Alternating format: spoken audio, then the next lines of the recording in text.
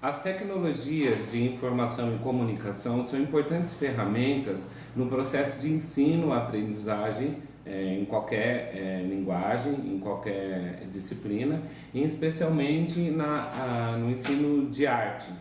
E partindo dessa ideia, eu pensei e refleti sobre a possibilidade da gente trabalhar dentro das aulas de arte a questão da arte interativa.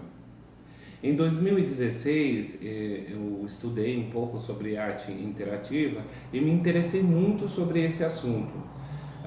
E fui pesquisar na internet, no YouTube, algumas expressões e atividades que envolviam a arte interativa. E foi quando eu descobri um vídeo que abordava especificamente sobre um show de uma cantora japonesa. Só que tinha um detalhe muito importante. Essa cantora era uma cantora holográfica. O nome dela é Hatsune Miku.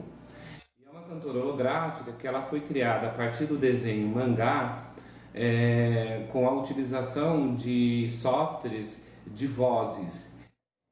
E aí foi quando eu descobri um vídeo onde eles ensinam como se fazer o holograma caseiro. O holograma caseiro é um processo bem simples que eles utilizam através até do celular.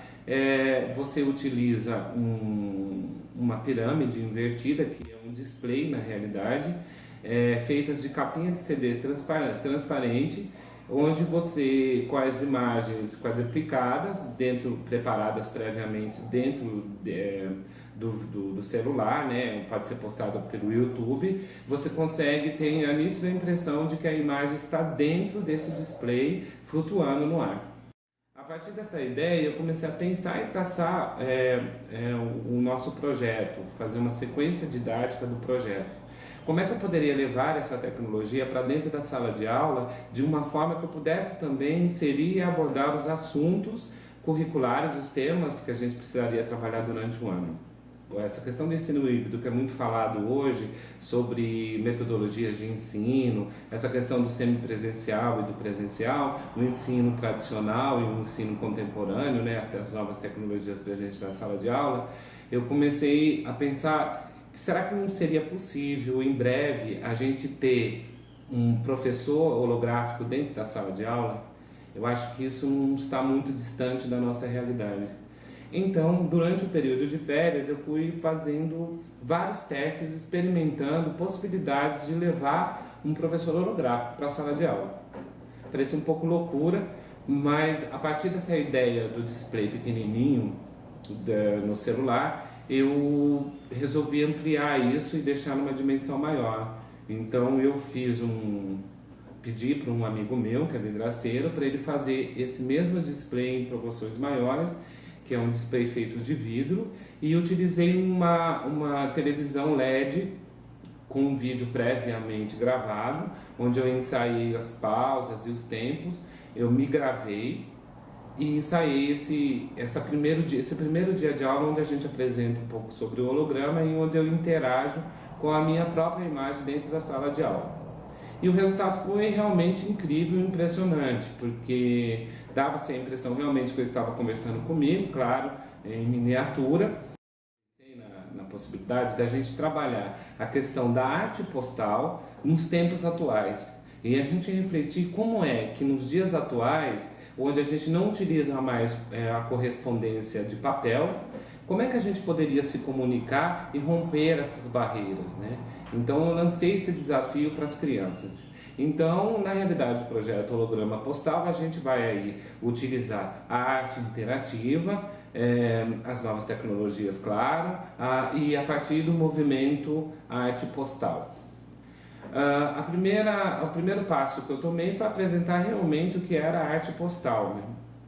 Então, esse movimento que se inicia nos anos 60, um movimento muito importante de expressão e comunicação da arte, né, artística, e a gente propôs essa troca de postais entre os alunos. Então, como eu lecionava numa outra escola, que é a Escola Nexo, no Rio Braga, que também eu lecionava para uma turma que era no quinto ano, então eu resolvi trabalhar com essas duas turmas inicialmente.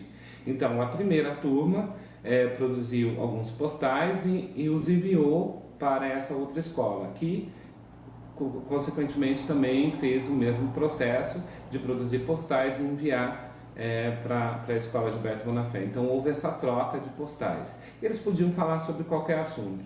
O interessante é que a gente pode observar que eles falavam já sobre essa questão da comunicação, como que a comunicação hoje, a gente se comunica hoje. Então, os alunos refletiram sobre a questão do WhatsApp, o Facebook, o Instagram, no Skype, que são formas de comunicações dos tempos atuais. A partir dessa experiência dos cartões postais, eu comecei a introduzir a questão da bidimensionalidade e a tridimensionalidade. Então, eu já expliquei para os alunos sobre a questão do bidimensional e comecei a introduzir a questão do tridimensional. Então, nessa questão do tridimensional é onde eu começo a abordar a questão do holograma. Eu trago o holograma para a sala de aula novamente, retomo o assunto do primeiro dia de aula e a gente começa a refletir como nos dias atuais seria possível a gente trocar essas informações. E aí as crianças começaram a refletir sobre que seria possível, de repente, a gente enviar hologramas para outras pessoas de qualquer lugar do mundo. E a partir daí a gente lança aí o projeto efetivamente envolvendo o holograma. Para trabalhar essa questão do holograma e unir o bidimensional e o tridimensional, eu trouxe para a sala de aula a questão do desenho geométrico e dos sólidos geométricos, as figuras geométricas e sólidos geométricos. Então, para se construir esse display, essa pirâmide invertida, seria preciso primeiro construir e desenhar essas imagens de uma forma bidimensional, que seriam os triângulos e o trapézio, e depois esses desenhos foram feitos nas capinhas dos CDs. Eu cortei com estilete e depois a gente uniu com um durex as partes para formar o display transparente. A partir daí, eu já levei alguns vídeos previamente preparados, que são vídeos que estão abertos na internet, e as crianças puderam ver que aquele trabalho que eles fizeram, como é que seria o resultado daquilo efetivamente dos celulares que eles trouxeram de casa. Então, a partir desse primeiro passo, a gente começou a produção dos vídeos. Eu expliquei para eles que seria preciso um fundo preto para poder dar essa ilusão de que a imagem realmente estaria ali flutuando. A gente preparou esse fundo preto e eu sugeri para as crianças que a gente pudesse contar como que era a nossa escola nos vídeos que a gente iria gravar, como seria a nossa escola, como era o pátio, o recreio, o jardim, a entrada da escola, o bairro, e contasse um mito que eles conhecessem, um mito brasileiro, obviamente. Então aí eu já estava querendo trazer a questão do passado para o presente, novamente aí usando as novas tecnologias, a questão do folclore novamente dentro da sala de aula. E os alunos então produzem esses vídeos. Seria preciso um programa de computador que eu pesquisei na internet, que é um programa gratuito, levei para a sala de aula, ensinei os alunos a manipular, porque é um programa super simples para poder deixar o vídeo em 4 partes. E criamos um canal no YouTube, que é um canal intitulado Holograma Postal, e postamos esses vídeos nesse canal. Então, na semana que os vídeos foram postados, as crianças podiam acessar nas suas casas e na sala de aula mesmo, já com o display que eles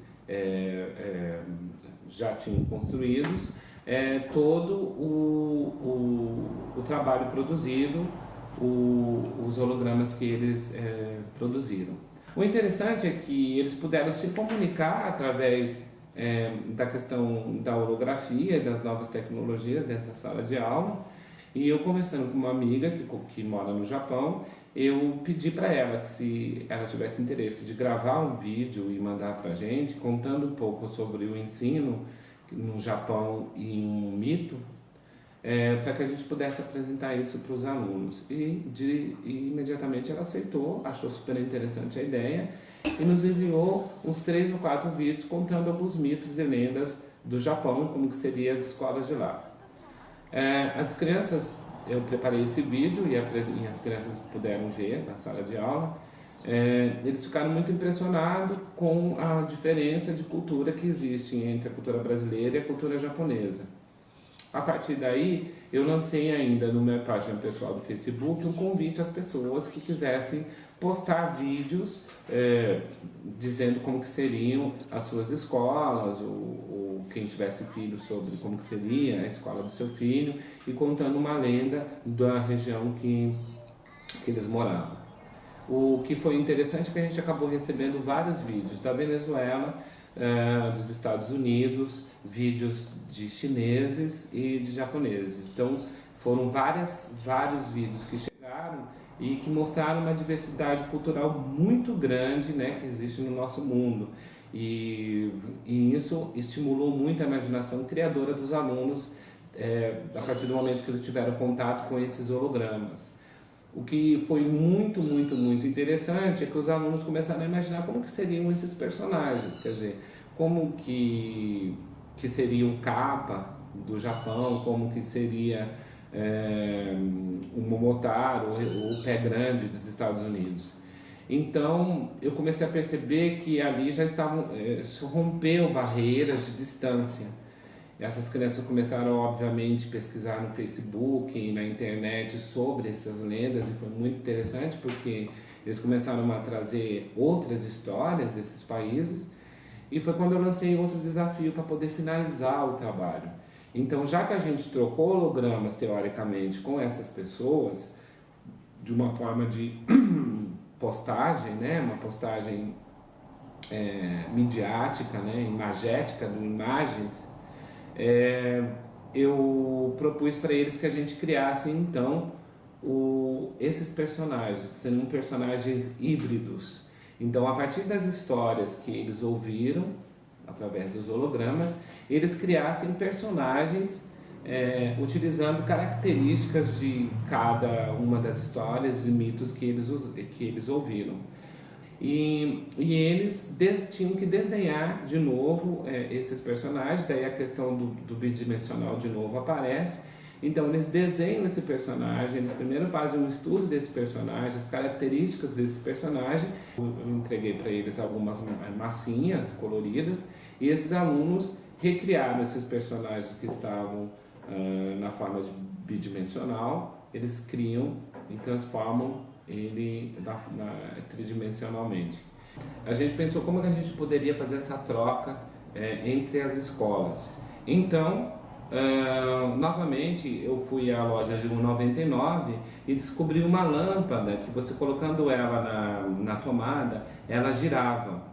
Então eu tirei somente a lâmpada e utilizei o suporte da lâmpada.